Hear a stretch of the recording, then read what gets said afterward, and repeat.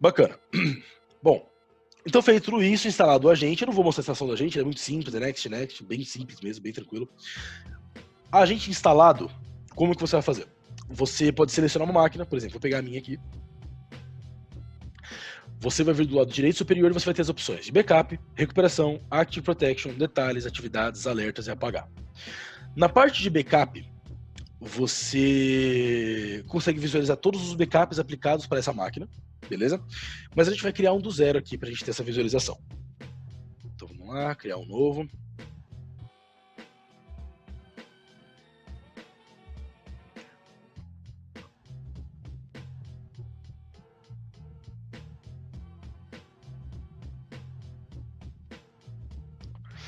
Peraí que ele leva o tempo para carregar.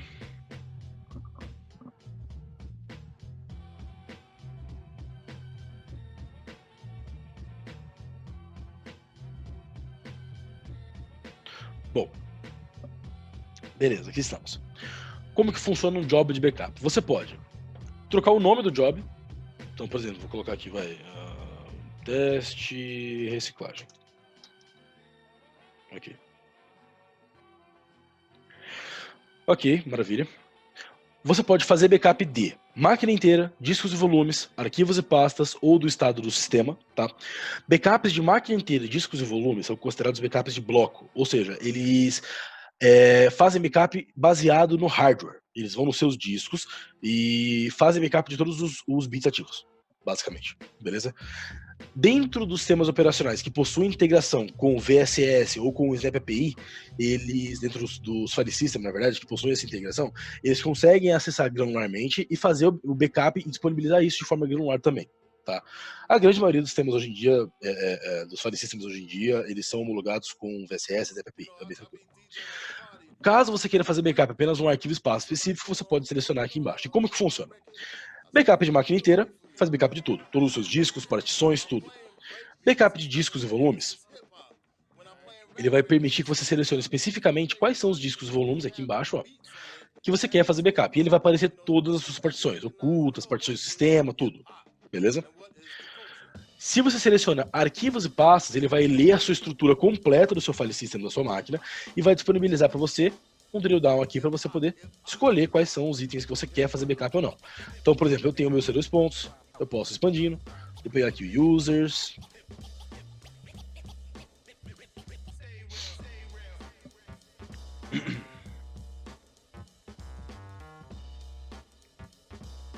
vou pegar aqui o meu usuário Wesley, vou pegar, por exemplo, o meu desktop,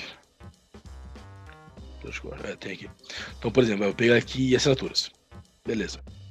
E fica a seu critério, você pode selecionar vários e vários arquivos, não precisa ser um só, você pode vir aqui, selecionar outros, eu vou selecionar esse, vou selecionar esse e vamos embora, beleza. E fica a seu critério o que fazer de backup, ok? Bom, aonde fazer backup? Você pode fazer backup na nuvem, tá? Então sempre vai estar configurado como primeiro destino nuvem. Aí é um ponto muito importante que a nuvem configurada é aquela nuvem lá da criação do grupo. Então aqui tem que tomar muito cuidado, porque na console de gerenciamento de backups não aparece qual é a nuvem que você está utilizando, apenas lá na criação do grupo. Então é bem complicado aqui, beleza? E você pode adicionar locais. Adicionando locais, você pode fazer backup para pastas locais, ou seja, pastas dentro da própria máquina onde ela está agora, pastas da rede, ou seja, algum local da rede da máquina que eu estou criando o job de backup, ou seja, na minha máquina, ou em Security Zone. O que é uma Security Zone? Security Zone é uma partição do seu disco que o Acronis ele monta, o Acronis ele separa apenas para o Acronis acessar. É uma partição de backup. Então, por exemplo, digamos que eu tenho um disco de 500 GB, eu quero separar 200 GB para o Security Zone, para quê? Para um diretor, por exemplo, que vive viajando. Então ele viaja muito, ele não está sempre conectado na mesma rede. Então eu mantenho o backup dele na própria máquina dele e mantenho o backup em nuvem. Quando ele conseguir fazer em nuvem, beleza. Quando a internet dele for boa, por exemplo. Quando a internet dele estiver ruim e tudo mais, eu tenho certeza que pelo menos local tem a máquina. E aí só está disponível para falhas físicas ou para roubo. Beleza? Bem importante esse cara aqui. Antigamente era um baita problemão você criar a Security Zone, agora tá muito simples, só você selecionar aqui Security Zone, adicionar, ele vai criar a Security Zone pra você vai ter todas as opções, bem bacana. Antigamente era um parto pra fazer isso aqui. Bom, nesse caso aqui eu vou manter como história de nuvem mesmo, não tem problema. E o agendamento. parte que vamos conversar. Pessoal, todas as perguntas que todo mundo tá fazendo aí, eu vou responder assim que eu terminar a apresentação do job de backup inteiro, tá? Pode ir tocando de pergunta aí, que daqui a pouco eu já respondo tudo. Bom, o esquema de backup. Eu posso definir o meu esquema de backup como sempre incremental, arquivo único, ou seja, ele vai fazer o primeiro backup full e todos os próximos backups serão apenas incrementais, tá? Essa opção é muito bacana para uma situação, por exemplo, onde você confia no storage. Então você sabe que o seu storage te traz a resiliência que você quer, que você deseja. Então você não precisa ficar adicionando backups fulls e incrementais no meio dos backups fulls diferenciais no meio dos backups incrementais. Beleza? Essa parte aqui é bem bacana. Você pode fazer backup sempre completo, você pode fazer backup completo semanal e incremental diário, você pode utilizar as regras de FS ou você pode fazer isso de forma personalizada. Ou seja, você define quando vai ser feito o backup full, diferencial e incremental. Beleza? Bom, você pode agendar o seu backup para ele rodar por tempo, ou seja, de 1 em 1 hora, de 2 em 2 horas, todos os dias às 10, uma vez por semana às 11 horas da manhã, fica a seu critério. Você pode fazer de acordo com o tempo desde o último backup, ou seja, quando o último backup acabar, conta 3 horas e inicia outro. E aí fica variando, porque você não sabe se o seu backup vai levar 1 hora, 2 horas, 5 horas, 10 horas. Você pode fazer backup quando o usuário fizer login e logoff no sistema, quando a máquina ligar e desligar, ou por algum log de eventos do Windows. Beleza? Bom, nesse nosso caso eu vou manter como agendamento por tempo. Eu posso fazer backup de forma mensal. Deixa ele carregar aqui o mensal. Então, por exemplo, eu posso fazer isso escolhendo os meses do ano que eu vou querer, os dias desses meses que eu vou querer, ou os dias da semana. Então, por exemplo, ao invés de eu fazer backup dia 1, dia 15, dia 20, dia 30, eu posso selecionar especificamente, por exemplo, eu quero fazer backup na primeira, terceira e última, segunda, quarta e sexta do mês. Fica a seu critério. Beleza? E aí o horário específico que você quiser. Ok? Eu posso fazer backup de forma semanal. Então aqui eu vou selecionar os dias da semana que eu quero fazer backup. Então, de novo, quero fazer backup apenas segunda, quarta e sexta, às meia-noite. Fica a seu critério. Posso fazer backup de forma diária. Isso, o diária, você pode variar entre de segunda a segunda, de segunda a sexta ou de segunda a segunda. Isso também você define o horário. E você pode fazer backup de hora em hora. Tá? O backup de hora em hora, como ele funciona? Peraí, beleza? Como ele funciona? Você pode selecionar os dias da semana que você quer fazer backup. Então, por exemplo, eu quero fazer backup toda segunda, quarta e sexta, exatamente igual antes. Você pode fazer o seu backup de 1 em 1 hora, 2 em 2, 3 em 3, 4 em 4, 5 em 5, fica a seu critério, ou até mesmo de 1 em 1 minuto. 1 em 1 minuto, 5 em 5 minutos, 10 em 10 minutos, 15 em 15, 20 em 20, fica a seu critério. Beleza? No intervalo específico de horas. Então, por exemplo, eu quero que meu backup rode apenas fora do horário comercial. Não tem problema. Você pode vir aqui, por exemplo, e colocar que você quer executar até as 8 horas da manhã e você quer começar o seu backup. Opa, peraí. Na verdade, é o contrário. Vou colocar aqui meia-noite. E eu quero rodar meu backup das... Cadê? A partir das 6 horas da tarde. Beleza. Então, das 6 horas da tarde até as 23h45, o backup vai rodar, por exemplo, de meia hora. Entendeu? Bem bacana. Bom, aqui embaixo, em todas essas opções, aqui embaixo você tem o executar plano de backup dentro de um intervalo de datas, ou seja, esse é um job de backup que só vai rodar, por exemplo, sei lá, vai dar no dia 10 de abril até o dia 10 de maio, por exemplo. Beleza? Ele só vai rodar nesse intervalo de datas, e aí fica a seu critério como você quer que esse cara rode. Isso aqui é muito interessante, por exemplo, para uma máquina, vamos dizer, por exemplo, uma máquina que ela é o meu sistema de vendas. E eu sei, por exemplo, que na época de Black Friday vai ter uma cacetada de acesso a mais. Então eu quero salvar isso mais constantemente. Então na época de Black Friday eu falo o quê? Beleza, ao invés de executar backup uma vez por dia, eu quero executar backup de 1 em 1 hora, de meia em meia hora. Mas eu só quero executar nesse período, não quero executar todo o meu ano. Tranquilo, eu posso colocar ele aqui, ele roda somente nesse período. Beleza? Bom, e aqui embaixo tem várias condições de início para a máquina ligar ou desligar, para a máquina executar ou não. Então, por exemplo, vamos falar sobre cada uma delas. Eu posso, se a máquina estiver desligada, execute as tarefas perdidas na inicialização da máquina, impedir modo adormecer ou hibernar, e acordar no modo adormecer ou hibernar para iniciar um backup programado. Então isso aqui é bem bacana, bem legalzinho para você definir se você vai querer aplicar ou não. E as condições de início. Eu posso iniciar meu backup apenas se o meu usuário estiver ocioso, se o host do local do backup estiver disponível, se os usuários estiverem desconectados, se ele estiver adaptável ao intervalo de tempo específico, Então, por exemplo, ele só vai rodar de tal horário até tal horário, beleza? Eu posso economizar a energia da bateria, então eu não vou iniciar energia, eu não vou iniciar a economia se ele estiver ligado à bateria, ou iniciar se ele estiver ligado na bateria, e se o meu nível de bateria estiver acima de tanto. Isso aqui é para causa de notebook, obviamente. Beleza? Eu posso não iniciar se ele estiver ligado na bateria. Então, por exemplo, se não estiver conectado no carregador, eu não inicio o meu backup. Beleza? Eu posso não iniciar se ele estiver conectado a algumas redes de Wi-Fi específicas. E eu posso verificar o IP do dispositivo. Então, eu posso iniciar meu backup se ele estiver fora do intervalo de IP tal, ou se ele estiver dentro. Isso aqui é muito importante para fazer backup, por exemplo, de máquinas, BioD. Então, o cara traz a máquina dele e no meu ambiente ele vai ter um IP específico. Legal. Só que na casa dele ele tem outro. Então, eu posso colocar que apenas quando ele estiver dentro de um intervalo específico de IP, ele faz backup. E assim, o meu funcionário, por exemplo, não faz um backup na casa dele, onerando a rede da casa dele. Entendeu? Legal. Então, nesse caso aqui, eu vou deixar o agendamento como diário.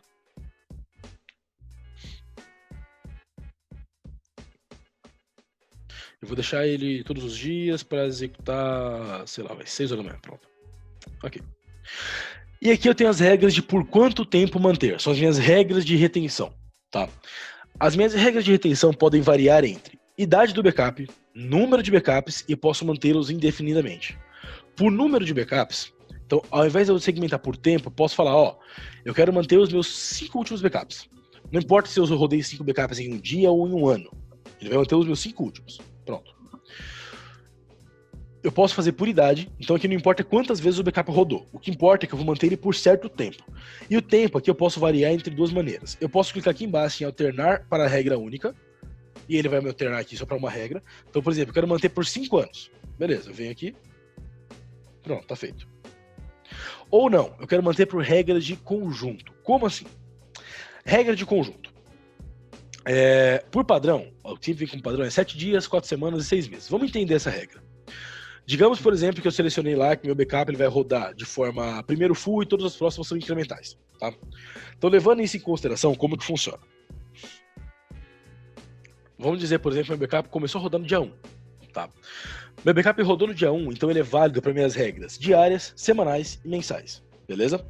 Quando meu backup do dia 2 rodar, ele só é válido para minha regra diária.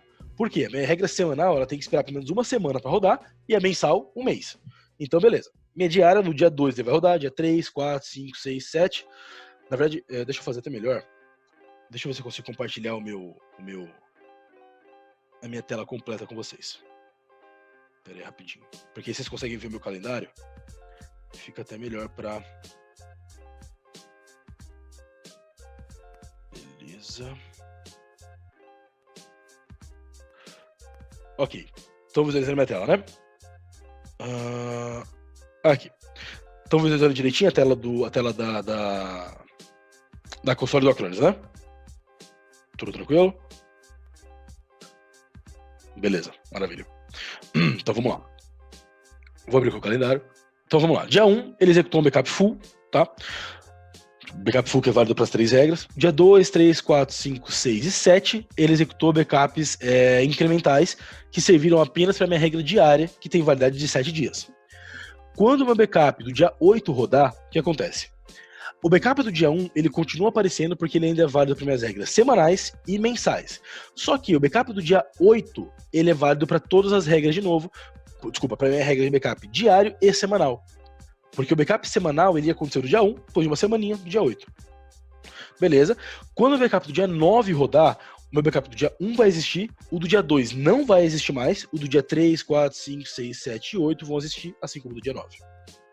Por quê? Porque o meu backup meu backup diário, ele mantém apenas os backups durante 7 dias. Então, a partir do momento que essa data for passando, ele vai removendo. Lembrando que ele não deleta os arquivos de backup, ele recicla. Eu vou explicar a diferença entre isso daqui a pouco, tá? E você vai ter essa mesma regra para todos os dias. Quando bater, por exemplo, no dia 29, desculpa, tô aqui, bateu o backup do dia 29, eu vou ter os backups do dia 1, que vai ser válido apenas para minha regra full, ou seja, o meu backup do dia 1 é full, do dia 8, 15, 22 é semanal, 23, 24, 25, 26, 27, 28 é diário e 29 é diário e semanal. Quando eu bater meu backup no dia 5, eu vou ter os backups do dia 1, o do dia 8 não vai mais ser válido, não vai estar aparecendo, porque já passou 4 semanas. O do dia 15, 22, 29 vão estar aparecendo por causa da minha regra semanal. Dia 30, 31, 1, 2, 3, 4 e 5 vão estar válidos para minha regra diária. E o do dia 5 também vai estar válida para minha regra semanal. Ficou clara essa parte? Vocês querem perguntar alguma coisa sobre isso? Dessa vez, especificamente sobre essa retenção aqui. Eu vou responder todas as perguntas que vocês colocaram aí, por eu terminar a parte do job de backup, mas sobre a parte de retenção especificamente. Ficou alguma dúvida? Maravilha. Então, vamos lá. Bom, legal. O Marcelo, repetir qual parte? Perdão. Tá, legal. Vamos falar sobre o mensal de novo, então. O backup mensal, aqui eu estou configurado para ter mensal por 6 meses. Então, por exemplo, o meu backup mensal ele roda apenas uma vez por mês. Nessa regra que eu coloquei, ele vai rodar uma vez o backup no dia 1. O próximo backup mensal que vai rodar é o meu backup aqui, no dia 1 também. Beleza? Então, uma vez por mês eu tenho esse backup rodando no dia que ele rodou a primeira vez. Então, esse é um ponto muito importante para vocês conseguirem entender como as suas retenções vão ficar nas suas regras de conjunto. Beleza? Os seus backups diários, essa regra aqui, ele vai ser mantido por 7 dias, então os seus 7 últimos dias de backup vai ter regra diária, as suas 4 últimas semanas vão ter um backup semanal por semana, e os seus 6 últimos meses vão ter um backup semanal, ou um backup mensal por mês, obviamente. Beleza? Maravilha. Você... Geralmente eu vendo o serviço de backup com retenção mensal de 1 mês. Certo. Tá bom. Um ponto importante aqui também, achei que tá escrevendo aí. Um ponto importante aqui também é a inicialização da limpeza. As suas retenções, por padrão, ela acontece depois do backup. Você pode rodar a sua limpeza antes do backup. É recomendado? Não, não é recomendado. Porque se você roda a limpeza antes do backup e o seu backup gera uma falha, você excluiu o backup antes de ter um backup feito. Então é um problema isso. Então, por padrão, a minha sugestão é iniciem apenas depois do backup. Se em alguma situação específica vocês precisarem excluir o backup antes, por exemplo, por falta de espaço no diretório local, vocês podem habilitar o antes do backup. Mas é o recomendado? Não, não é recomendado. Tá? Bem importante isso daí. O João Dourado perguntou: caso eu escolho mensalmente, todos os dias até chegar 30 dias vão estar armazenados, correto? Depende aqui, João. Se você escolhe mensalmente, mas não tem essa regra desse jeito aqui, o que vai acontecer é que você vai ter backup granular dos últimos 7 dias e um backup a cada semana. Então, por exemplo, digamos que eu tenho essa mesma regra aqui e eu estou executando o backup de hoje. Eu vou ter os backups do dia 31, 30, 29, 28, 27, 26 e 25, 22, 15, 8 e 1. Nesse caso, se eu quisesse, por exemplo, recuperar um dado que existiu apenas no dia 12, eu não consigo. Porque se ele existiu apenas no dia 12, no dia 13 eu não tenho mais. E aí minha retenção já passou. Então tem que tomar muito cuidado. Para você manter isso que você quer, por exemplo, eu quero manter os últimos 30 dias completos, quero ter o backup de todos os dias dos últimos 30 dias. Você pode vir aqui, alternar para regra única, alternar aqui para dias e colocar 30. Aí sim, aí você vai ter aqui o backup dos últimos 30 dias, cada um dos backups. Beleza? Aqui, o Rafael completou aqui a pergunta. Pode me fazer um exemplo assim na ferramenta de configuração? É isso aqui que eu acabei de fazer. Ó. Se você vende com retenção de 1 mês, você pode colocar aqui para 30 dias ou para 1 mês. É isso aqui. Beleza? Bem simples, bem rápido. O Hébio perguntou: essa solução de backup é anti-ransomware? Numa retenção, caso tenha sido atacado, é bom termos mais de 30 dias. Então, a solução de backup do Acronis, ela contém uma aplicação chamada Active Protection. Eu vou falar sobre ela daqui a pouco. Mas com relação à recuperação, fica a seu critério quantos dias você vai querer. Então, por exemplo, se você quiser se proteger contra ransomware, hoje em dia o recomendado de mercado é você ter 3 meses de backup. Mas você pode ter mais, pode ter menos. Aqui é extremamente limitado. Por exemplo, posso colocar aqui anos, por exemplo, colocar 99 anos. Vambora. Entendeu? Então, e sem contar que você pode manter ad eterno. Então fica a seu critério por quanto tempo você quer manter, qual é a sua retenção boa, ou quanto seu cliente quer pagar por retenção, entendeu?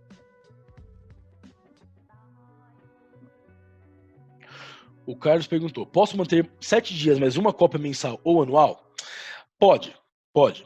Nesse caso, você vai fazer o seguinte: você vai pegar, você quer manter uma cópia mensal e você quer manter 7 dias. É assim. Porque você vai manter o backup de 1 semana e 7 dias, que na teoria dá a mesma situação, e de 1 mês. Beleza? Cópia anual você não consegue. Para isso você vai ter que manter os 12 últimos meses. Esse é um ponto bem importante. Beleza? Ok. O Marcelo Conti perguntou: nessa regra única, todos são incrementais? Sim. Quando você configura aqui atrás, ó, no agendamento, como sempre incremental, todos eles são sempre incrementais. Tá? Se você está falando aqui de baixo dessa regra única aqui, ó, aí depende. Tudo vai depender do que você colocou aqui atrás, aqui no agendamento. Tá? Incremental, diferencial e afins, todos eles vão estar configurados aqui, ó, no esquema de backup. Beleza? O Ramon perguntou: quando altera para regra única, se eu coloco para manter 5 anos, ele mantém todos os dias dos últimos 5 anos? Sim, ele mantém todos os dias dos últimos 5 anos. Beleza? Vou colocar aqui. Beleza. Ok, maravilha. E por último, você tem a criptografia. Criptografia, ele fica a seu critério habilitar esse cara. Basicamente uma senha que você vai colocar, então teste, sei lá. E ele vai ser criptografado em algoritmo AES 256, 192 ou 128. E você só consegue recuperar dados se você tiver essa senha. Wesley, perdi a senha, nem a equipe de desenvolvimento da Cruz consegue ajudar? Não, não consegue. Isso aqui é uma senha a nível militar. Perdeu essa senha? Um abraço, obrigado por ter vindo aí, tamo junto. Beleza? Bem problema mesmo. Ok? Bom, agora que a gente chegou no final aqui do job de backup, deixa eu só responder essas perguntas aqui que vocês falaram. Tem coisa pra caramba. Eu vou lá em cima, tá? Vou responder lá de cima. A gente já vai entrar nesses detalhes. A parte de job, tudo vai muito da política da empresa também, né? Sempre. Parte da segurança da informação. Isso aí. Ó, vamos começar na pergunta que o Marcelo Conte perguntou às 11h15. O plano de backup é um perfil apenas e fica acessível para todos os agentes? Esse é um ponto importante. Quando você cria um job de backup, ele fica disponível para você aplicar esse mesmo job em uma outra máquina. E aí, se você altera, por exemplo, se você aplicou, por exemplo, em 10 máquinas o mesmo job, e você altera algo nesse job, ele altera nas 10 máquinas. Então tem que tomar muito cuidado. Eu vou mostrar como isso acontece daqui a pouquinho, tá, Marcelo? O Weblog em seguida perguntou: em pastas e arquivos, tem como excluir extensão do arquivo que não queira copiar, por exemplo, XML? Tem sim. A gente vai falar disso daqui a pouquinho nas opções de backup, mas isso tem uma variável. Vou explicar sobre isso daqui a pouco. Tá? Peraí. A Patrícia fez uma pergunta que é mais um problema. Patrícia, a gente resolve isso depois. Acho que é melhor. Beleza? Porque não entra muito na parte daqui. Tem a parte de troubleshoot, a gente resolve isso depois. Beleza? O Marcelo Conte perguntou: você pode, de repente, marcar todas as pastas e excluir apenas o que você quer. Aí as novas pastas vão entrar automaticamente porque não estarão como excluídas. É uma ideia. Mais ou menos. Aqui dentro do job de backup, você tem literalmente falando um filtro de arquivos. Bem legal. Vou mostrar daqui a pouquinho. Tá. O Marcelo perguntou: posso ter mais de um agendamento no mesmo plano de backup? Por exemplo, 2 vezes diário, de segunda, quarta e sexta? Depende. Tá? Você pode rodar ele 2 vezes diário, trabalhando de forma backup de hora em hora. Tá? Então, por exemplo, aqui dentro, ó, no agendamento, você pode vir aqui, trabalhar de hora em hora e falar que você quer, por exemplo, das 8, aqui mesmo, por exemplo, dessa forma aqui, ele vai executar das 8 às 8, ele vai executar 10 horas, ele vai executar 10 backups, quer dizer, de 1 em 1 hora. Beleza? Isso aqui é muito importante. O Web perguntou: no backup, no incremental, caso tenha um volume muito grande de dados, como agilizar a leitura desses dados? Fracionamento, seleção de arquivos, os jobs não finalizados, deixe o equipamento mais lento. Caso tenha que excluir, caso tenha problema de conectividade e não concluir, qual a melhoração? Fazer no dia seguinte? Vamos por partes aqui então.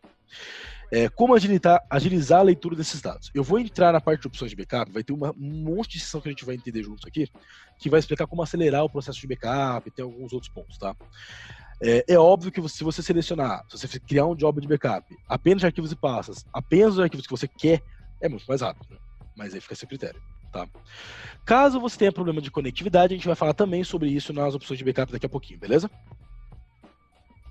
Maravilha.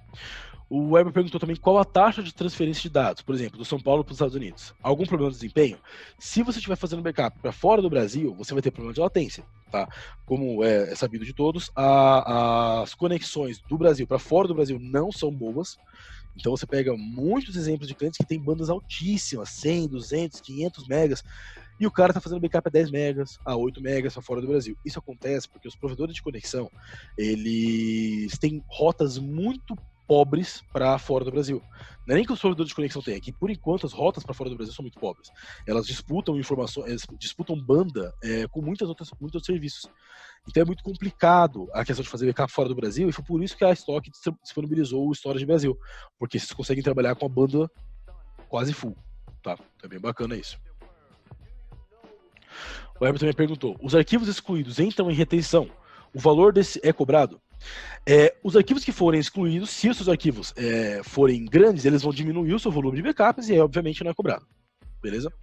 Quanto maior a retenção, temos um valor alterado. Caso a nuvem não seja particular, não é muito bem assim. Quanto maior a sua retenção, maior o seu volume de backups. Então, maior você é cobrado. Tá? Mais você é cobrado. Existem métodos de contratação na Stock, por device e por giga, que alteram esses valores. Aí é melhor você visualizar com o representante comercial, tá?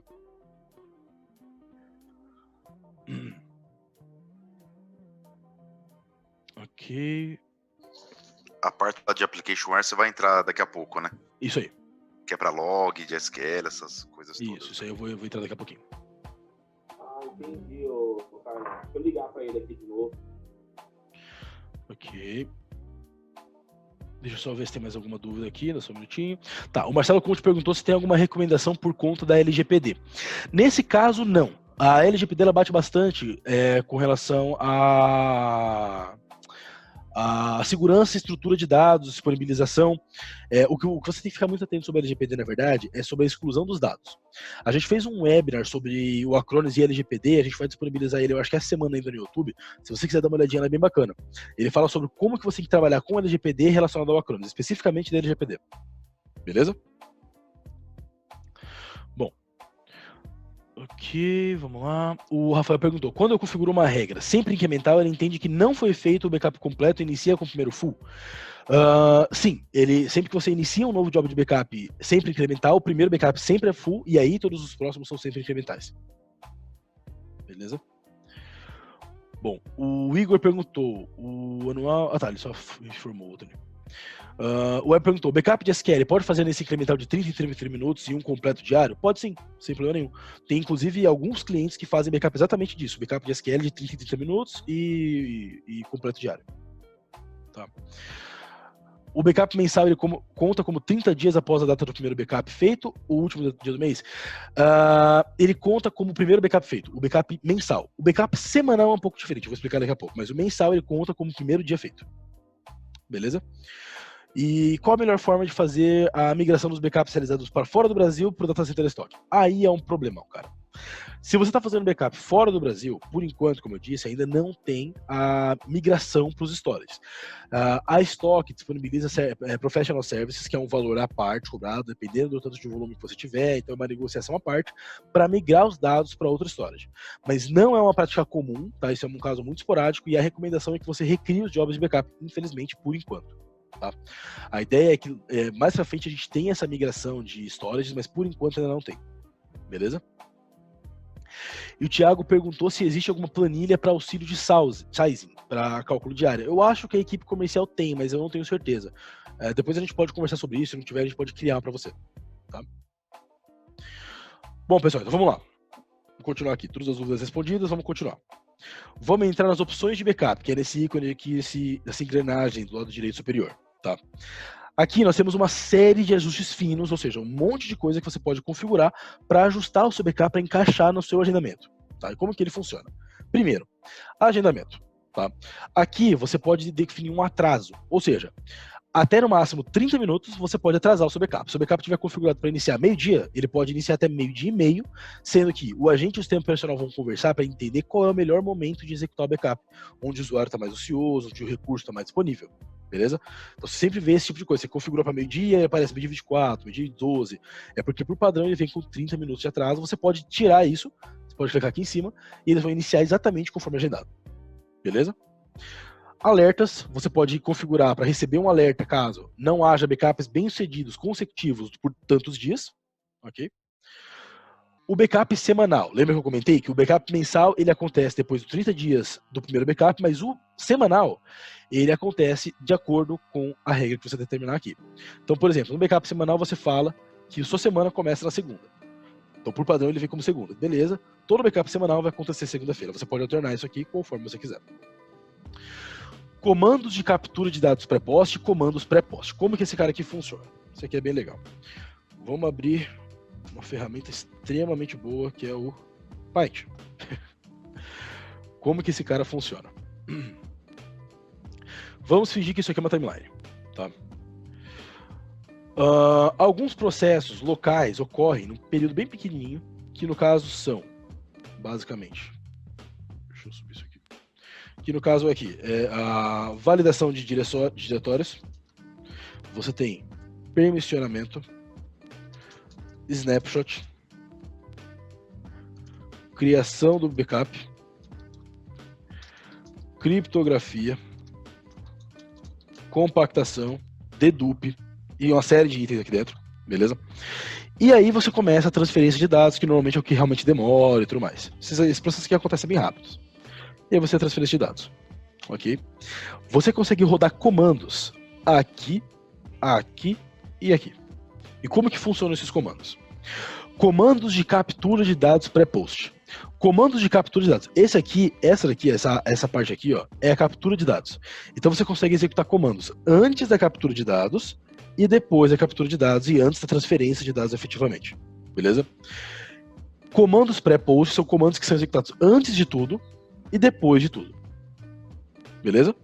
Então aqui é muito importante para, por exemplo, você parar um banco, você montar um disco, você desligar uma máquina, você rodar, por exemplo, um script para coletar um dump de um banco de dados que não é homologado com a gente, tá? Isso aqui é muito importante, por exemplo, digamos que você tenha lá um Postgre. Um Postgre, por enquanto, ele não é homologado com um agente específico para ele. Então o que você pode fazer? Você pode criar um ponto .bat, um script lá que vai rodar para parar o banco, coletar o dump, jogar esse dump em um diretório específico, e você pode colocar esse bat para executar, por exemplo, aqui, dentro dos comandos pré-post de captura de dados. Coloca ele como sim aqui no pré e fala, beleza. Então o meu comando ele está no diretório c users desktop, sei lá, Wesley desktop, por exemplo. Entendeu? Então ele está dentro desse diretório. E ele está aqui o script.bat. Ele vai ser executado no diretório específico. Então eu quero rodar esse arquivo como se eu tivesse no C2. Só no C2, raiz, por exemplo. E um argumento, caso o meu script, né, ele precise de uma interação humana, eu posso colocar os argumentos aqui dentro. Beleza? Isso é muito bacana porque ele vai rodar o seu script de forma automatizada, você não precisa ficar indo lá toda vez que você for rodar o backup, tá? E ele garante que a sua aplicação tá íntegra, beleza? Isso que o César comentou é verdade. Postgre é um problema, tá, pessoal? Então, cuidado. Bem importante. Esses casos de banco de dados via dump é um baita problemão, porque todos os backups que você faz, eles são full. Então, quando você coleta um dump, você não consegue coletar um dump incremental. O dump é sempre full. Então, é meio complicado. É isso aí, Postgre, MySQL, Firebird, é muito complicado. Tá? Então, tem que se programar bem para fazer esse tipo de backup. Beleza? Maravilha. Condições para o início de tarefa.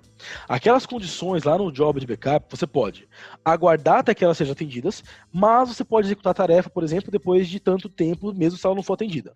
Então, por exemplo, o usuário ocioso, ele vai ficar aqui esperando durante 1 hora. O usuário não ficou ocioso, roda do mesmo jeito, não importa. Beleza? Bom, e você pode ignorar a execução de tarefas. Okay? Então, por exemplo, se uma tarefa, uma condição de início não for atendida, ele passa aquele backup e não vai rodar. Beleza? Desempenho de janela de backup. Acho que alguém ali em cima perguntou o que a gente faz para definir os horários e tudo mais, a performance que o Acronis vai trabalhar. Essa parte que é bem importante. Se eu habilitar esse cara, eu posso fazer o seguinte. Vamos dizer, por exemplo, que de segunda a sexta, das 9 às 18, eu quero que o meu backup rode com uma performance menor. O que eu faço? Eu vou escolher aqui, ó, a linha de segunda às 9 da manhã até a linha de sexta às 18. E eu vou falar que ele vai rodar na minha performance azul. E aqui embaixo eu vou configurar o que é a performance verde, a azul e a branca padrão sem nenhum backup. Então a azul, por exemplo, ela tem prioridade de CPU baixa, e vamos dizer que eu quero rodar apenas com 15% da minha banda, e na verde eu quero rodar com CPU alta e velocidade de 100%. Dessa forma, ele roda fora do meu horário comercial, full power lá, tocando pau, e no horário comercial ele roda com uma performance mais baixa, e vou além ainda. Vamos dizer, por exemplo, que no período do meio-dia é quando o meu servidor mais recebe acesso. Então eu não quero que rode backup nessa hora. Beleza. Ele vai pausar. Então o que vai acontecer aqui? Deu 8h59, bateu 9 horas, ele reduz a prioridade, reduz a taxa de velocidade de transferência. Quando deu 11h59, deu meio-dia, ele pausa os backups. Quando deu meio-dia e 59, passou para 1 hora, ele retoma na prioridade baixa. E quando deu 17h59 para 18 horas, ele retoma em velocidade alta. Beleza? A Patrícia perguntou, se não habilitar essa opção, é sempre alta, full? Não, se você não habilitar, ó, a CPU é sempre baixa e a taxa de velocidade é sempre ilimitada. Importante isso aqui, beleza? Basicamente ele pega o que está no verde, tá? Ele, por padrão, ele vem assim. Ok? Envio físico de dados. Esse cara aqui é importante. Seguinte, o envio físico de dados é o conhecido como initial seeding. O que acontece? Ele é uma função que você pode pegar, por exemplo, aquele seu cliente que está lá numa localização remota, que tem uma internet mais lenta, ou uma internet intermitente que cai o tempo inteiro, e tem um grande volume de backup para fazer. Você define, vou habilitar aqui para vocês verem. Você define uma pasta local, um diretório local, que tem que ser um disco removível, um HD, um pendrive, um NAS, fica a seu critério, e você manda pra gente, manda pra estoque esse dispositivo. E nós vamos diretamente no servidor e vamos fazer o upload desse arquivo lá dentro. Assim, apenas os backups incrementais, que são menores, vão trafegar pela nuvem, pela internet comum, né? Isso é muito importante, tá? Esse processo vocês conseguem fazer por vocês mesmos, não precisa mandar o dispositivo pra gente, se vocês quiserem. Tem documentação nossa que explica como fazer, tá? Mas caso vocês queiram, não quero fazer, então não consegui fazer do meu lado, manda pra gente que a gente faz. A equipe comercial consegue explicar maiores detalhes sobre quanto isso custa e como isso funciona. Aí vocês podem conversar com eles depois da conferência, beleza? Maravilha. Deixa eu desabilitar esse cara. Envio físico de dados aqui. Vou aproveitar essa pausinha. Todas as perguntas sobre as opções de backup eu vou responder quando eu terminar de apresentar as opções, tá? Vou fazer o mesmo esquema. Volto lá em cima e venho respondendo tudo. Bom, filtros de arquivo. Acho que alguém perguntou isso lá em cima também. Então aqui, estou fazendo um backup. Vamos mudar isso aqui então. Estou fazendo um backup de máquina inteira. Tá. Beleza. Backup de máquina inteira. Deixa só eu desabilitar efetivamente aqui esse cara. Vamos concluído para ele tirar essas opções. Perfeito. Vamos lá. Filtro de arquivo. Estou fazendo backup de máquina inteira, mas eu não quero, por exemplo, não fazer backup de arquivos que coincidam com os critérios a seguir. Não quero fazer backup, por exemplo, de qualquer arquivo que seja como .mp3. Beleza. Como é que ele vai funcionar? Ele vai fazer o backup, só que nenhum arquivo que tenha extensão .mp3 vai conseguir fazer esse backup. Aqui é onde entra uma particularidade. Alguns file systems não têm esse tipo de integração. Tá? Então tem que tomar muito cuidado. Na nossa documentação tem todos os file systems homologados. Se o seu file system for homologado com a opção de arquivo, de backup de arquivos e pastas, você consegue fazer isso. Caso contrário, essas opções não vão funcionar. Então tem que tomar muito cuidado. Windows e Linux, seus file systems mais comuns, eles são homologados, tá? Então, na sua grande maioria são homologados. E aqui em cima você pode fazer backup apenas dos itens que coincidam com os critérios a seguir. Então, por exemplo, ao invés de colocar extensão, eu posso falar, beleza, faz backup apenas do que está no diretório D. No D, por exemplo, sei lá, tudo que tiver D você faz backup, tudo que tiver, por exemplo, tudo que comece com F e que tenha qualquer tipo de extensão. Então tem vários e vários. Aqui embaixo você tem vários exemplos, você tem várias opções que você pode fazer aqui dentro, beleza? Bom, nesse caso eu vou remover tudo. Ok? Instantâneo multivolume. Instantâneo multivolume. Se essa opção estiver ativada, o snapshot vai ser coletado no mesmo momento que o job de backup iniciar. Por que essa opção é importante? Por padrão, os snapshots, né, as ferramentas de snapshot, VSS, VPI, afins, eles coletam snapshots periódicos da máquina. O snapshot é uma imagem da máquina, como se fosse uma foto da máquina. E o Acronis e as outras ferramentas de backups, elas se baseiam nos snapshots para criar os seus backups. Se essa opção não estiver habilitada, o Acronis e outras ferramentas, elas podem utilizar, por exemplo, um backup de 2 dias atrás. Pode utilizar um snapshot de 2 dias atrás. Então, os seus dados não vão estar consistentes com a hora que o seu backup iniciou. Por isso que essa opção sempre vem habilitada. Beleza? Log de eventos no Windows, vocês podem habilitar para escrever todas as informações do Acronis dentro do log de aplicações do Windows. Manipulação de erros. Acho que alguém perguntou isso lá em cima. Se o seu backup falhar, é esse cara aqui que você vai gerenciar. Então, por exemplo, manipulação de erros, ele fala sobre tratativa de falhas quando o seu backup já está rodando. Se o seu backup está em 40%, 50%, seu teste caiu. O que vai acontecer? Ele vai tentar 30 vezes no intervalo de 30 segundos em cada tentativa. E você pode gerenciar isso aqui. Você pode falar, não, eu quero que ele tente 300 vezes no intervalo de 1 minuto cada tentativa. Beleza. Fica a seu critério. Beleza? Nome do arquivo do backup. Como que esse cara funciona? Por padrão, todos os backups, eles têm esse padrãozinho aqui, ó. É o nome da máquina, o ID do plano e o ID único desse job de backup especificamente. E no final, ele informa qual é o tipo de backup. A é para arquivos, se eu não me engano, S é para aplicação e tem mais algumas. Tá na documentação, não vou ler tudo isso agora. Não vou lembrar de tudo isso agora. Mas caso você queira, para poder identificar localmente os seus backups, né, o que você pode falar? Beleza, não quero tudo isso. Eu quero que esse aqui seja, por exemplo, o nome da máquina. Eu quero que ele tenha o tipo de virtualizador e um tracinho aqui, claro. E eu quero que ele tenha, sei lá, um A no final, por exemplo. Um item único, vai, tipo um I, sei lá, um A, não importa. Beleza, dessa forma, o que vai acontecer aqui é que o nome do job de backup, quando você fizer lá, o nome do job não, desculpa, o nome do arquivo de backup vai ter esse padrão que você colocou aqui.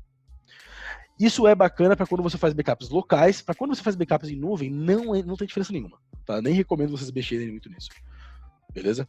Se vocês quiserem mexer nisso, é mais para quando você faz um backup local, para vocês identificarem qual é qual, beleza? Bacana. Nível de compactação. Por padrão, a compactação ela sempre vem como normal, tá? Aqui tem que tomar muito cuidado, porque se você colocar compactação nenhum, ele não faz nenhuma compactação, obviamente. Se você colocar máximo, ele vai exigir mais recursos da máquina para fazer a compactação, mas consequentemente o seu arquivo de backup fica menor, você paga menos, você faz a transferência de backups mais rápida, você recupera isso de forma mais rápida, beleza? Mas ele exige mais a sua máquina para fazer o backup. Serviços de cópia de volume, serviços de cópia de sombra de volume, é o VSS, tá?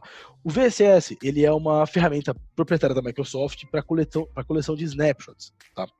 Por padrão, ele vem sempre para selecionar automaticamente o provedor de instantâneos. Por quê?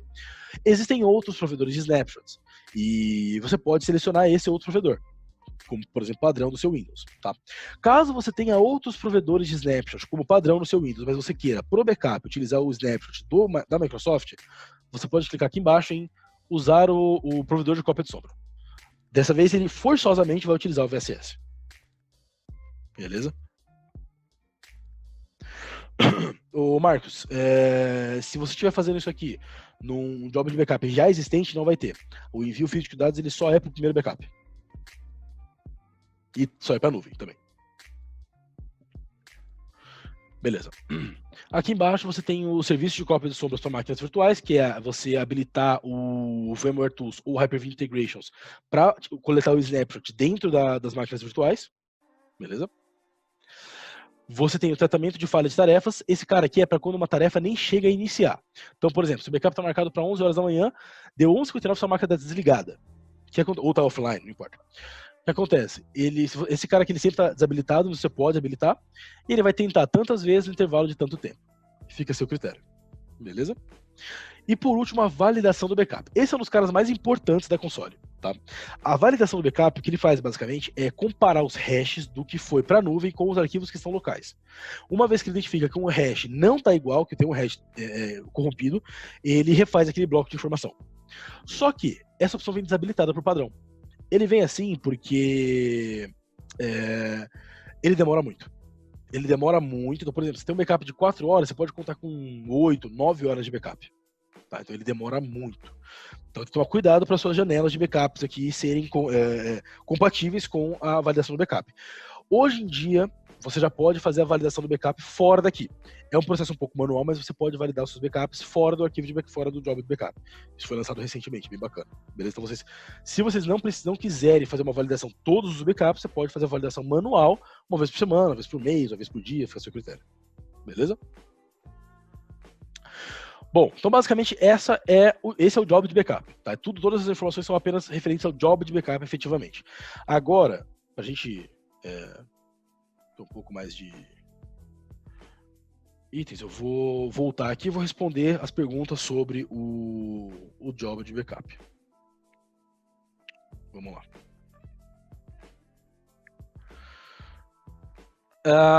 Um ponto importante que o César mencionou aqui é sobre os scripts de Postgre. Se eu jogar no Google, Acronis Postgre Script, acho que é isso. Aqui. Dentro desse cara, eu acho que é desse cara aqui. Isso. Eu não lembro se é de Postgre ou se é de MySQL que você tem. Acho que é de MySQL, perdão. De MySQL você tem alguns scripts para fazer backup já pré-prontos. Deixa eu pegar eles aqui. Deixa eu só ver se é de Postgre ou se é de MySQL.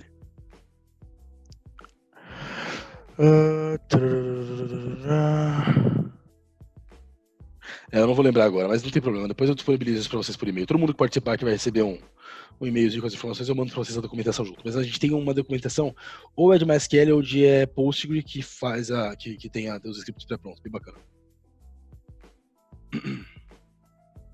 É isso aí. É só de MySQL. É isso aí mesmo, César. Obrigado. Vamos lá. Voltando aqui, a Vanessa perguntou: se houver uma rotina em execução no momento da troca de desempenho, atrapalha em algo? Atrapalha na performance, só isso. Então, a sua backup estava rodando lá 100 MB, vai começar a rodar em 15% disso, 20%, dependendo do que você colocar. Mas sobre os backups, efetivamente não. Marcelo Conte perguntou: sobre as execuções de scripts, eles levam tempo para executar? Ele vai esperar todo o tempo até que eles executem ou tem um time mais? Isso é importante. Seguinte. Nos comandos pré-post, você pode definir isso. Você pode falar, falha na execução do backup se o comando falhar, não executar a captura de dados até a conclusão do comando. Então ele vai ficar esperando o comando terminar até o final. Quando terminar, aí ele começa a rodar o backup. Beleza? O João Dourado perguntou: posso habilitar e desabilitar quando eu quiser? Pode sim. Ô Rômulo, eu vou mandar uma documentação. O Rômulo perguntou se eu vou explicar a validação por fora. Eu vou mandar uma documentação que fala especificamente sobre como fazer a validação de backups por fora. É uma documentaçãozinha bacaninha que tem, tá? Bem simples. Beleza. Bom, o César vai encaminhar já o link aí do MySQL. Obrigado, César. Valeu. Bom, pessoal, vamos lá então. Continuando aqui. Eu não vou criar esse job de backup aqui, eu já tenho algum pronto aqui. Então eu vou cancelar. Beleza? E aqui é um ponto importante. Ó. Na máquina, por exemplo, do Renan, eu tenho o job de backup Renan Nuvem. Se eu quiser aplicar esse job de backup aqui na minha máquina, eu posso vir aqui, adicionar o plano de backup, e aqui ele me mostra todos os jobs de backup já criados na minha console. E eu tenho aqui o Renan Nuvem, também aqui, ó. Eu posso vir aqui e aplicar. Beleza? Se eu fizer uma alteração nesse plano de backup, ele altera para todas as máquinas que tem o job de backup já aplicado. Ok? Bem importante. Vitor, vai ser assim, a gente vai disponibilizar ele no YouTube da Stock Distribuidora depois, tá? Bom, legal. Bom, uma vez o job de backup criado, você tem aqui o status do último backup, quando esse último backup rodou e qual é o próximo backup. E mesmo com o agendamento, você pode executar o backup manualmente a hora que você quiser. Beleza? Vamos passar então agora para a parte de recuperação. Métodos de recuperação, essa parte é bem importante. Seguinte. Recuperações. Se você estiver fazendo um backup de arquivos e pastas, deixa eu pegar aqui, eu acho que tem um backup de arquivos e pastas aqui. Peraí. Eu acho que eu tinha aqui um backup de arquivos e pastas em algum lugar.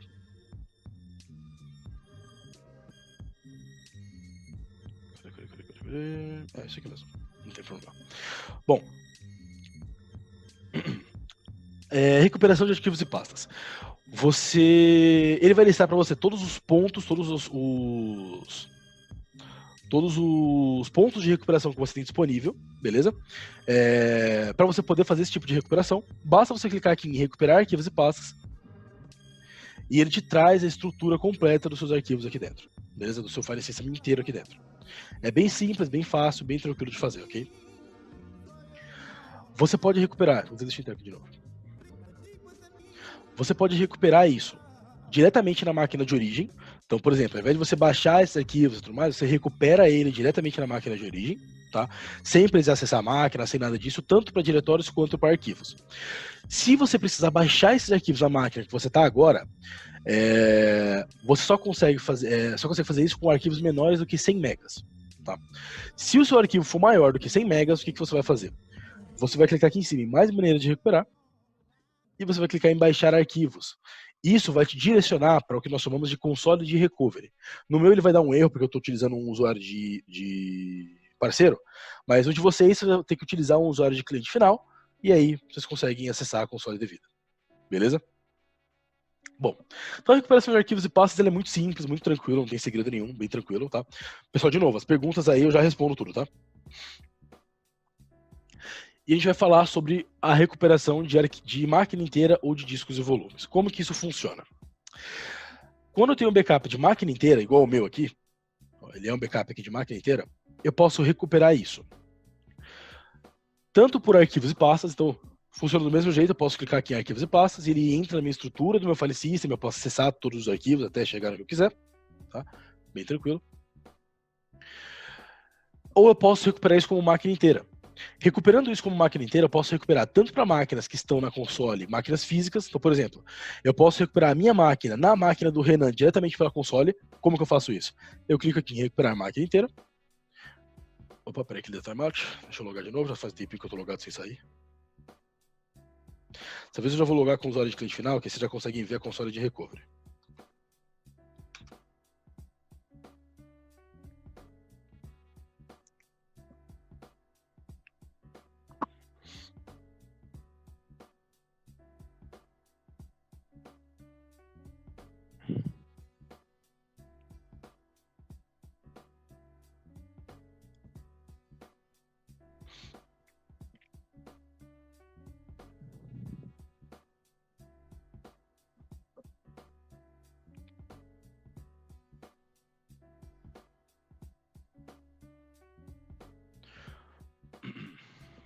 Vamos lá, pessoal, continuando aqui. Beleza. Então eu posso vir aqui, recuperar com a máquina inteira. E aqui, quando ele prepara meu backup, a gente já consegue ver aqui atrás. Ó. Eu posso recuperar para uma máquina física e eu posso definir a máquina destino. Então, qualquer máquina que estiver dentro da minha console, estiver registrada dentro da minha console, eu posso selecionar ela para recuperar. Esteja no mesmo ambiente ou não tem problema. Tá? Isso aqui é bem interessante. E eu também posso recuperar para máquinas virtuais. Digamos, por exemplo, que eu tenho um virtualizador aqui dentro, um Hyper-V, um VMware. Eu posso selecionar ali em Recover To para máquinas virtuais e selecionar esse virtualizador. E ele vai criar uma máquina virtual para mim exatamente igual a máquina de origem que eu tinha. Com as mesmas informações de disco, RAM e CPU. Beleza? Então, desse jeito que funciona. Eu posso selecionar aqui para máquinas físicas ou para máquinas virtuais. Eu posso selecionar a máquina destino que eu quiser. E eu posso fazer o mapeamento do disco. Então, meu disco 1 vai ser o meu disco 1, a máquina destino. E assim vai indo. Eu posso ir alterando e brincando com essas informações. Beleza? Show de bola. Bom, e aí nós temos um outro ponto bem interessante, que é esse botão de executar como VM. Tá? O executar como VM, inicialmente ele era um botão de teste. Então, o que acontece quando você clica aqui em executar como VM? Você precisa ter um virtualizador local. Tá? E nesse seu virtualizador, seja um Hyper-V, seja um VMware, não importa, você vai subir a computação dessa máquina. Ou seja, você vai manter o seu backup como um data store, seja ele no destino que ele tiver, seja em nuvem, seja local, não importa, e o seu virtualizador vai ficar com a computação de CPU e memória RAM. Dessa forma, você consegue recuperar máquinas em questões de segundos, não importa o tamanho que ela seja. Tá? Antigamente, esse aqui era um ambiente somente para teste. Então, você iniciava ele e ele te trazia uma VM temporária. Então, você tinha o prazo de 72 horas ou até você reiniciar a máquina para essa máquina deixar de existir. Com a solicitação dos clientes e tudo mais, agora você consegue finalizar essa máquina. Ou seja, quando você, por exemplo, você ligou a máquina, começou a fazer algumas iterações, você não quer perder essa máquina. O que você faz? Você clica em finalizar VM. Os dados vão ser baixados em segundo plano para sua máquina, para o seu data store, na verdade, e quando tiver tudo completo, ele vai pedir para você reiniciar essa máquina. Quando você reiniciar, ela deixa de ser uma VMDK, um VHD temporário, passa a ser um disco de produção, e o seu data store começa a apontar para o data store do seu virtualizador. Beleza? Então é para isso que serve esse botão de Run as VM. Lembrando que esse Run as VM é extremamente importante para recuperações em baixíssima velocidade, em baixíssima latência. Tá bem bacana, beleza? O João Dourado perguntou se esse Run as VM é quando o seu ambiente é virtualizado. Depende. Por exemplo, a minha máquina física, eu posso executar um Run as VM em cima de um virtualizador. Então eu não preciso ter uma máquina virtualizada para subir ela virtualizada. Eu posso fazer isso através aqui do Run as VM. Tá bem bacana. Ok. A última forma de fazer recuperação é através do bare metal, tá? Então você pode vir aqui nesse ícone de usuário, downloads, e você pode baixar a Bootable Media, tá? A Bootable Media é um arquivo .iso, que você vai baixar ela, vai criar um disco bootável, um CD, um pendrive, qualquer coisa. Você vai botar a máquina destino. Você vai botar a máquina destino e nessa máquina destino vai subir um sistema da Acronis que vai te perguntar o que você quer fazer. Se você quer recuperar os seus dados, e ele vai te perguntar se o seu backup está local, está em nuvem. Se estiver local, ele vai pedir para você mapear. Se estiver em nuvem, vai pedir suas credenciais. E aqui dentro você também tem um cara chamado Universal Restore, que ele serve para quê? Basicamente é para digamos, por exemplo, vamos falar do meu ambiente aqui. Eu tenho um notebook da Lenovo, tá? Tem um backup de máquina inteira dele. Digamos que meu notebook ele explodiu, não existe mais. Comprei um notebook novo, ele é da Dell, tá? Para recuperar minha máquina inteira nesse notebook da Dell, eu preciso dos drivers no sistema operacional que eu estou recuperando. Se eu recuperar diretamente, ele vai, na hora de começar a botar o sistema, ele vai dar tela azul falando que não tem driver. O Universal Restore ele serve para colocar os drivers, então aqui são os arquivos .inf, colocar os drivers dentro da máquina destino, dentro do sistema operacional da máquina que você está recuperando. Então você selecionou os drivers dentro do Universal Restore, você consegue, o próprio Universal Restore é responsável por alocar esses drivers nos locais corretos dentro do SO, e você consegue fazer essa recuperação de hardware diferentes. Falando sobre todos esses métodos de recuperação, você consegue fazer recuperação de máquinas físicas para físicas, física para virtual, virtual para física, virtual para virtual, de hardwares iguais e de hardwares diferentes, beleza? Sobre a recuperação especificamente, e sobre exibir todas as consoles e tudo mais, se eu não me engano, no final de abril, a gente vai ter um outro webinar que vai falar especificamente sobre métodos de recuperação, e apenas sobre isso. É um webinar muito mais simples e mais rápido do que esse que a gente está fazendo agora, mas ele fala especificamente sobre métodos de recuperação. Caso vocês tenham interesse, a gente vai começar a mandar as news e afins daqui a alguns dias, tá? Então, a gente vai mostrar efetivamente na prática como que funciona esse tipo de recuperação. Beleza? Maravilha. Bom, agora eu vou responder as perguntas sobre recuperação, tá? Bem tranquilo aqui. E a gente vai entrar na parte de Active Protection. Vamos lá. O Rafael perguntou, mas quando você for fazer o restore da máquina física, ele vai fazer o reset na máquina física e você vai perder a gestão da console da Acronis, né? Então, como você está clonando a máquina, na teoria, são os mesmos IDs, o mesmo tudo, o que vai acontecer é o seguinte, se você tiver uma máquina ligada, uma máquina, por exemplo, máquina, o nome dela é XPTO, ela está ligada, você recuperou ela em um outro local e ela também tem o nome de XPTO, vai dar conflito. Se estiver na mesma rede. Wesley, não está na mesma rede, mas ele tem o mesmo ID e tudo mais. O ideal é que quando você recuperar a máquina, você reinstale o agente. Porque ele muda o ID, muda tudo. Senão, a sua máquina de origem e a sua máquina de destino vai ficar impactada. Na teoria, quando você precisa fazer uma recuperação de uma máquina nesse porte, é porque a sua máquina de origem morreu. Então, a máquina de origem não vai existir, não tem problema da máquina de destino continuar como está, com os mesmos IDs e tudo mais.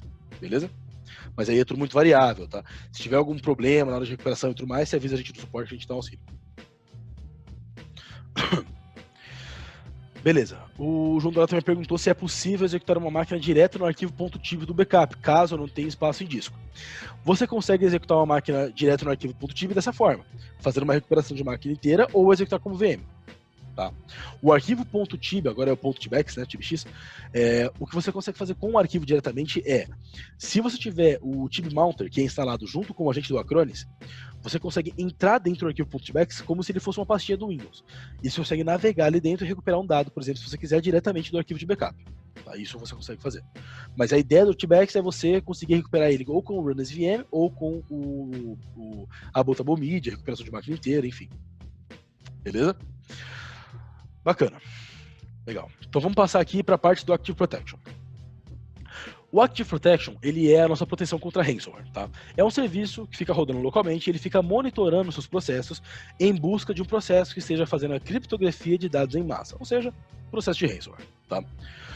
O que você consegue fazer aqui é, quando ele identificar essa ação, você pode receber uma notificação, você pode receber a notificação e parar o processo com o processo de ransomware, ou você pode notificar, parar o processo e reverter os dados que foram criptografados utilizando o cache da máquina. Beleza? Bom, feito isso, você pode definir processos confiáveis, que é aqui o Trusted Process. São processos que, fazendo o processo de ransomware ou não, tá tudo bem, não vai ser barrado. Você pode determinar processos prejudiciais, que são processos que, executando o processo de ransomware ou não, sempre serão considerados como ransomware. Tá? Você pode fazer exclusão de pastas, ou seja, são pastas que não serão monitoradas. A proteção Self-Protection sempre manter habilitado, para você não precisar ficar fazendo scan nesse cara. E as opções de proteção são: você pode proteger os arquivos de backup, atualmente os arquivos tbacks, o .tib, .tia são versões anteriores do arquivo de backup, você não vai se preocupar com isso agora. Você pode ter a proteção contra criptomineração.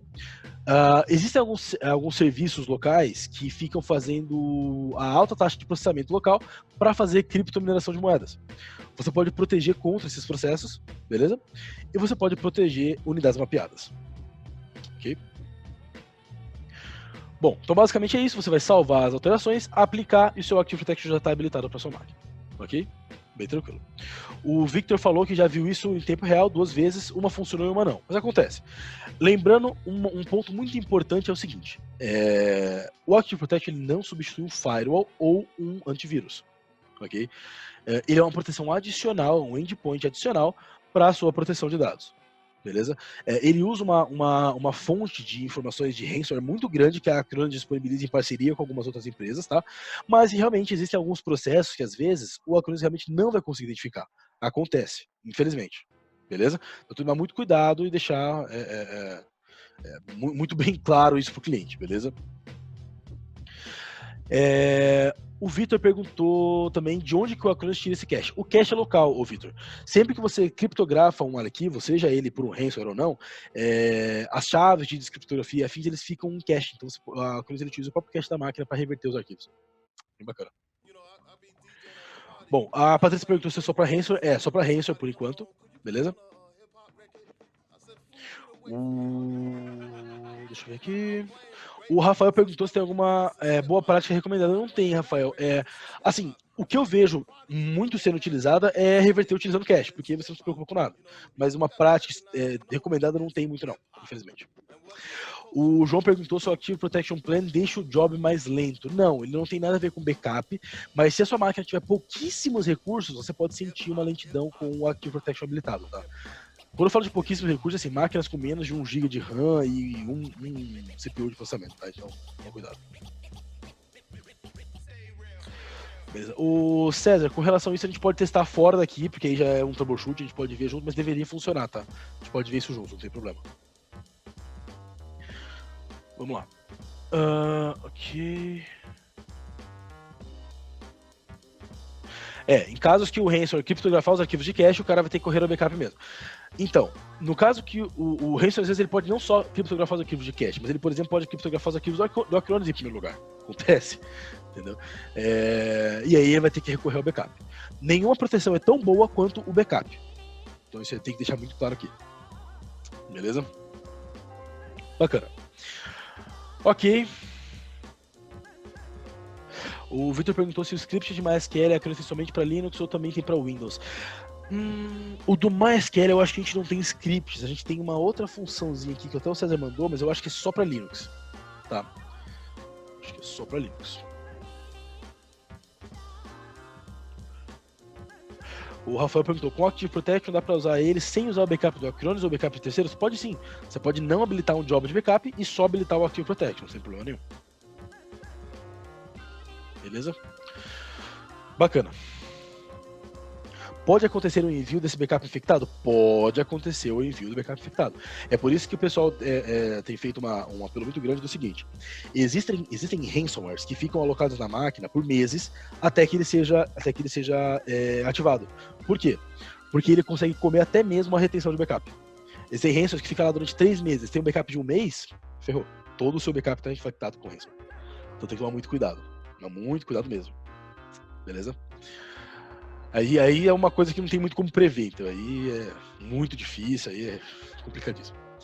Bom, na parte de detalhes, você consegue visualizar todos os detalhes da máquina que você está agora, tá? Então você consegue visualizar os IPs, o tamanho total do backup, o token da máquina. Esse token da máquina serve para você fazer o download através do Large Scale Recovery, que é o processo inverso do envio físico de dados.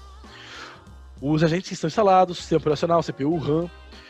Qual é a cota de serviço que esse cara está utilizando. Então, por exemplo, se você tem uma VM, você pode determinar que ele utiliza uma cota de VM ou uma cota de servidor, fica a seu critério, beleza?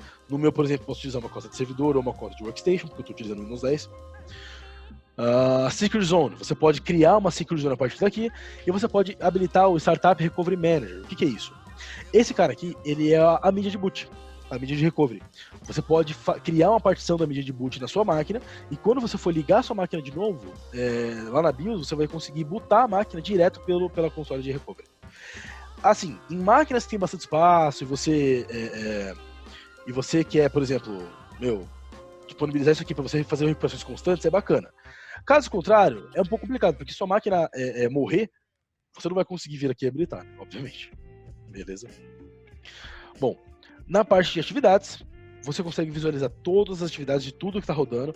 Uma função interessante sobre as atividades é o seguinte: se você selecionar um job de backup específico, você vai ver que aqui embaixo você tem a tarefa de rodar o backup. E aqui você consegue ver os bytes processados, que são o volume que você tem sem compactação e dedupe, e você tem os bytes salvos, que é o volume que foi salvo desse volume aqui, foi o volume que foi salvo compactado e deduplicado. E aqui você consegue ver a taxa de compressão e deduplicação. Bem bacana, beleza? Ok. Na parte de alertas, você consegue visualizar todos os alertas que estão ativos na máquina atualmente. Então, se você pegar aqui uma que tem alerta, por exemplo, ó, ele fala que a atividade de Secure Zone falhou. A outra aqui ele fala que o processo não pôde salvar arquivo. Então, todos os alertas você tem aqui dentro da atividade, dos alertas, tá? E por último, você pode deletar a máquina. Lembrando que deletar a máquina não desinstala o agente, ele apenas remove o agente da console, ele desregistra o agente. Beleza?